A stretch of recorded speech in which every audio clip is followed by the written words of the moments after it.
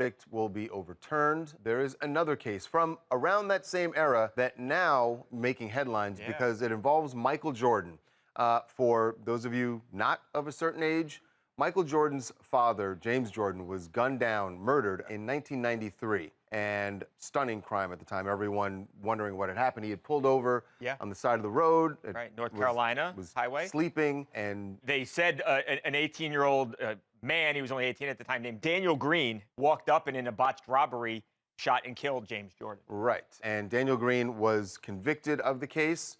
Convicted in the trial, which went down in '96. But now the judge in that case has come forward and said, we need to overturn that because there's something that happened in the case that what we don't understand here, what we don't know yet, is why Judge Weeks is just coming forward with this now. Right. He says it's always bothered him that there was some testimony that he had questions about, and now thinks that it could mean Daniel Green is actually innocent.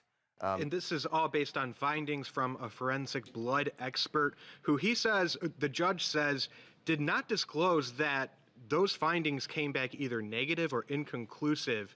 But he's saying, look, this is something that I've, dealt with over almost 30 years now. I share this remorse in wondering whether Green was actually the guy. Now, there was also another co-defendant in this case. His name was Larry Demery. And this entire time, Green has said that they were at a cookout and Demery left to go make a drug deal and came back and he was all disheveled and worried.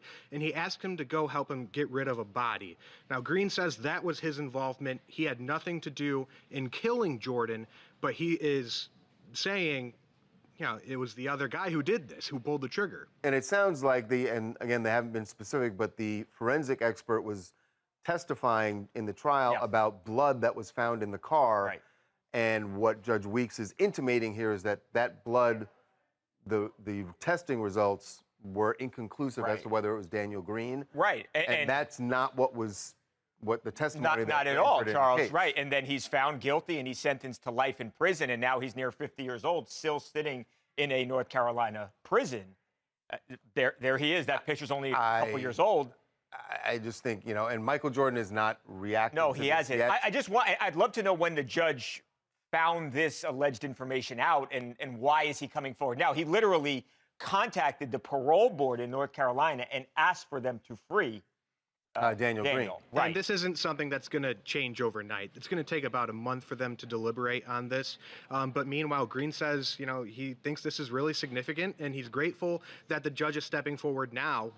There's no bad blood, really bad pun unintended, about him not coming out anytime sooner. I mean, I was shocked when what this means is that in the next month, you could have that case overturned, as well as possibly the Menendez brothers. Three people you thought were for sure going to be behind bars forever.